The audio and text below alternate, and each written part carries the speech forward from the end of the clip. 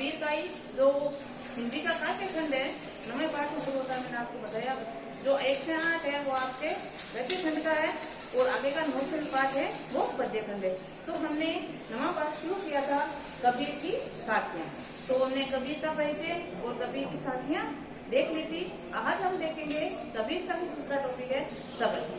तो कबीर का जन्म 1398 ईस्वी के अंदर काशी में होता है और इनकी वो मृत्यु है वो 1518 ईस्वी में मगर में होती है। ये अनपढ़ थे तो इनको जो ज्ञान था वो संसद ये प्रार्थना सभाओं में और सबसे सीखा गया था। और इनके जो शिष्य था जिनका नाम था धर्मदास, उसने ही इनकी जो रचनाएं थी उनको एक बीजक के रूप में संग्रहित किया था और उसी बीजक के 3 भाग बना दिए गए थे, साखियां, शब्द और रेमेंस। ठीक है, तो हमने साखी इसके अध्ययन कर लिया है। आज हम पढ़ेंगे कबीरदास जी के शब्द। कबीरदास जी के जो शब्द हैं उसके अंदर ही कबीरदास जी ने ईश्वर भक्ति पर विशेष जोर दिया है और बाहरी आडंबरों को दिखावा नहीं करें, ईश्वर हमारे हृदय के अंदर निवास करते हैं, ये सब बातें कबीर के द्वारा की। तो हम शुरू करते हैं कबीर के आज शब्द।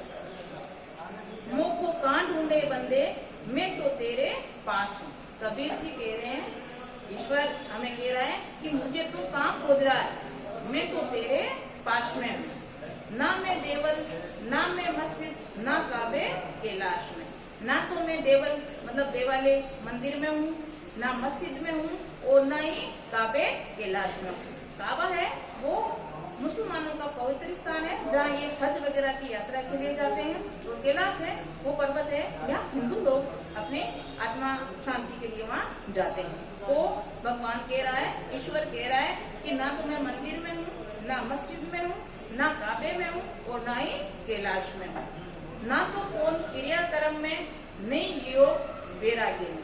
ना तो मैं कोई क्रियाक्रम में मतलब हवन वगैरह इत्यादि करवाते हैं उनके अंदर हूँ और ना ही मैं योग वैराग्य में, जैसे घर बार को छोड़कर संन्यास धारण कर लेना, तो वहाँ भी मैं निवास नहीं करता हूँ। खोजी होए तो तुरंत मिलो पल भर की तलाश। कबीर जी कह रहे हैं कि ईश्वर कह रहा है कि अगर मुझे सच्चे मन से कोई खोजने वाला है तो उसको मैं तुरंत प्राप्त हो जाता हूँ या तुरंत मिल जाता हूँ। उनको ज्यादा देखने की तो पल भर की तलाश में उसको मैं प्राप्त हो जाता हूँ। कहे कबीर सुनो भाई साधु सब श्वासों की सांस में। कबीर जी कह रहे हैं कि सुनो सजनों, ईश्वर प्रत्येक मनुष्य के घट में निवास करते हैं, प्रत्येक मनुष्य के हृदय में निवास करते हैं। तो कबीर के अनुसार मनुष्य को बाहर खोजने की आवश्यकता नहीं है, जैसे मंदिर में, मस्जिद में, काबे कैलाश में, योगी क्रियाक्रम में या वैराग्य के अंदर, क्योंकि ईश्वर प्रत्येक मनुष्य के घट में निवास करते हैं। ये पहला शब्द।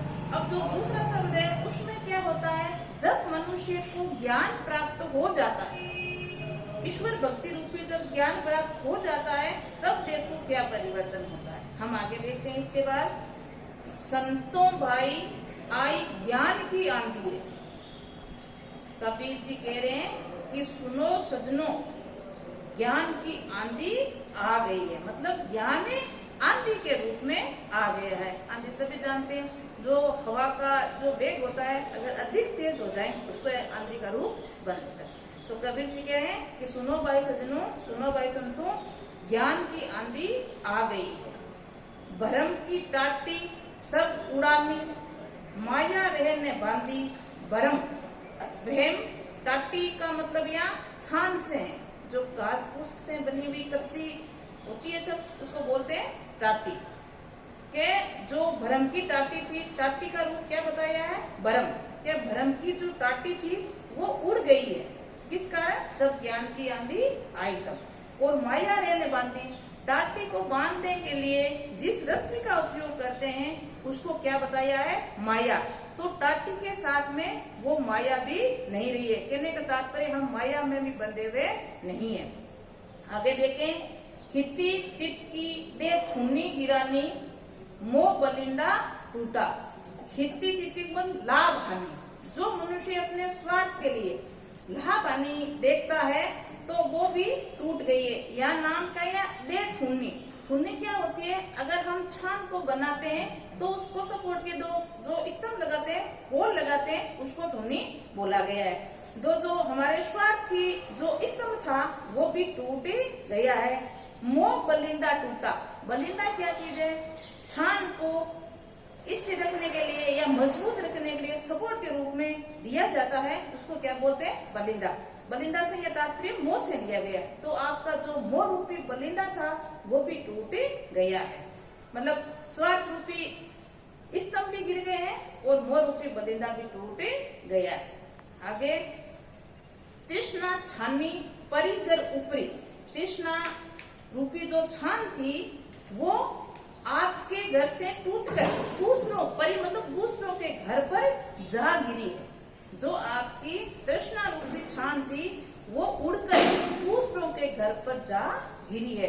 कुबुद्धि का भांडा फूटा। और छान हट जाने के कारण हमारे अंदर जो बुराइयां थी उसका सबको पता चल गया है। भांडा फूटना मतलब ऐसे पता चलना। जो मान लीजिए मकान है, उस पर छत बनी हुई है, छत है तब तक हमें पता नहीं चलता कि अंदर क्या क्या रखा हुआ है। अगर जैसे छत को हटा दिया जाए तो हमें बाहर से ही चीज को देख सकते हैं कि अंदर क्या वस्तु है। यही बात इसमें की गई है। जो तृष्णा रूपी छान थी वो आंधी के साथ उड़कर कहीं दूसरे के घर पर जा गिरी है और हमारे शरीर के अंदर जो बुराई थी, जो वासनाएं थी, वो सबको पता चल गया था। आगे देखते हैं, जोग जुगती करी संतों बांधी, निर्चु चुए ने पानी। जब छान उड़ गई तो कुछ मनुष्य या कुछ संत लोग सहायता के लिए आते हैं और छान को वापिस बांधते हैं। कहने का तात्पर्य भक्ति रूपी मार्ग दिखाते हैं। और किस प्रकार का? निर्चु चुए ने पानी। छान को इस प्रकार बांधा गया या इस प्रकार वापस लगाया गया कि उसमें से पानी ना टपके। जब बारिश हो तो जो घास फूस की कच्ची छान होती है, अगर उसमें कुछ जगह रह जाए तो उसमें पानी टपकने की आसार रहते हैं। तो कहते हैं कि वापिस संतों द्वारा छान को बांधा गया है, रखा गया है, तो उसको इस प्रकार रखा गया है कि उसके अंदर पानी ना आए। कहने का तात्पर्य जो संतों द्वारा मनुष्य के अंदर बुद्धि का भाव जगाया है, भक्ति का भाव जगाया है, वो इस प्रकार का है ताकि उसके अंदर कोई बुराई प्रवेश ना कर पाए। आगे देखें, कूड़ा कपट काया का निक्षा हरि की गति जबे जानी। और जो हमारे शरीर के अंदर कूड़ा करकट था वो सारा निकल गया है। उस आंधी के साथ से छान, तृष्णा रूपी छान टूट गई और जो हमारे अंदर बुराइयां थी, मोह का बलिंदा था, स्वार्थ की टाटी थी, ये सब आंधी के साथ उड़ गई है। और मनुष्य के काया मतलब शरीर के अंदर जितनी भी बुराइयां थी वो सब निकल गई है। हरि की गति जब जाए, जब सच्ची ईश्वर भक्ति का ज्ञान हुआ, जब मनुष्य को सच्ची ईश्वर भक्ति का ज्ञान हुआ तो उसके शरीर के अंदर जितनी भी वासनाएं, बुराइयां थी वो सारी निकल गई। आंधी पीछे जो जल बूटा, प्रेम हरि जब भीना।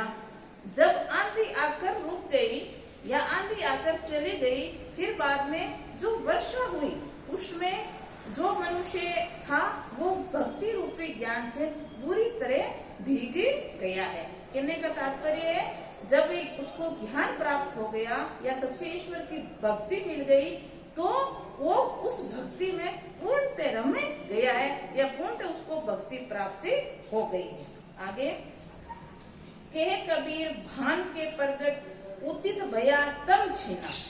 कबीर जी कह रहे हैं कि जब भान प्रगटे, भान का मतलब सूर्य, प्रगटे का मतलब उदित होना या उदय होना। जब ज्ञान का सूर्य उदित हुआ, उदित भया तम छीना। जब ज्ञान का सूर्य उदित हुआ तो तम का मतलब अंधेरा, छीना को मतलब नष्ट हो गया या समाप्ति हो गया। कबीर जी कह रहे हैं कि जब ज्ञान रूपी नए सूर्य का उदय हुआ तो जो हमारे अंदर तम था मतलब अंधकार था वो सारा समाप्त हो गया। ठीक है, तो ये दो भाग इसमें शब्द के थे कबीर जी के।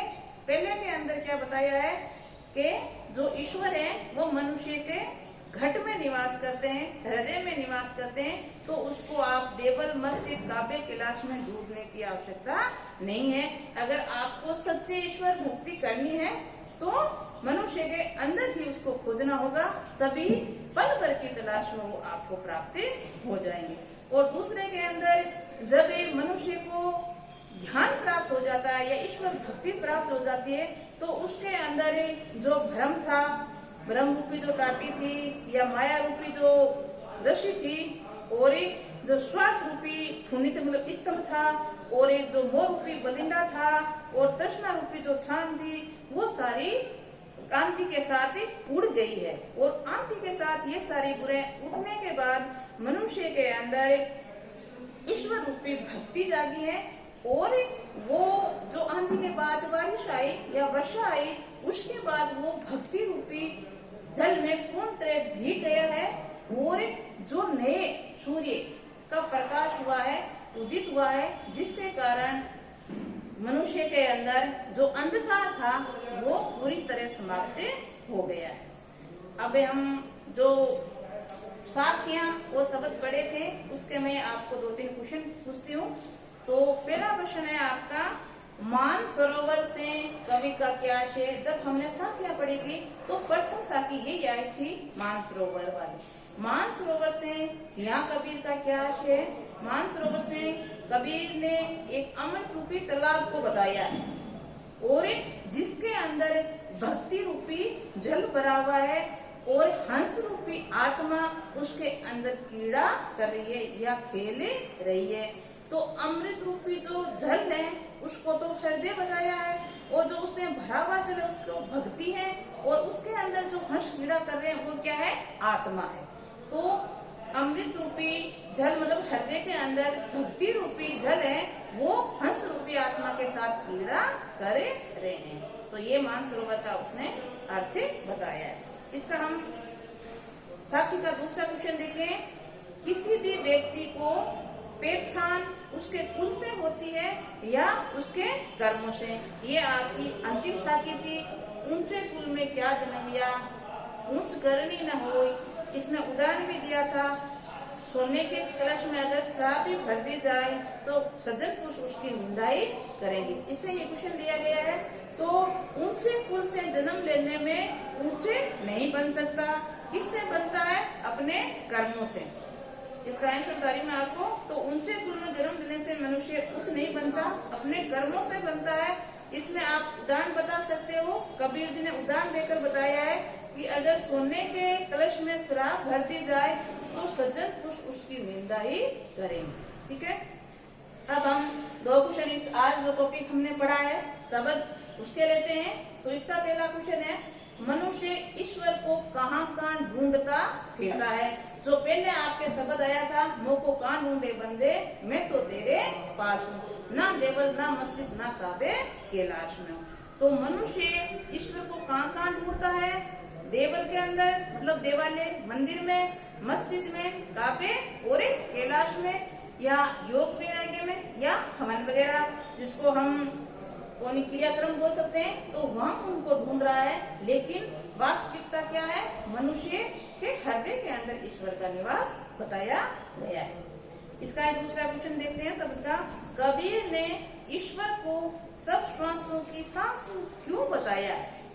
कबीर जी के अनुसार ईश्वर मनुष्य के हृदय के अंदर निवास करते हैं, प्रत्येक मनुष्य के श्वास में निवास करते हैं। इसका क्या कारण है, जैसे हम भारी दुनिया या दिखावटीपन अधर्मता के लिए ईश्वर के भक्ति रूपी दिखावा करते हैं, जैसे माला वगैरह देखना, मंदिर जाना, कहीं तीर्थ वगैरह करने के लिए, उसकी बजाय कबीर जी के अनुसार अगर हमें ईश्वर की सच्ची भक्ति करनी है तो हम प्रत्येक मनुष्य के दुख दर्द को समझे, उसकी किसी आवश्यकता उसकी पूर्ति करें, वो कुछ जिस चीज की आवश्यकता उसको दें, ताकि हम सच्चे रूप से वो ईश्वर भक्ति मिल सकती है। तो आज के लिए इतना ही। आज हमारा जो पहला काव्य भाग का खंड का पाठ था 9वां, वो समाप्त हो गया है। इसमें कबीर के आपके साखियां और शब्द 2 ही दिए गए। मैंने साखियां पहले करवा दी थी, आज शब्द करवा दिए गए और साथ में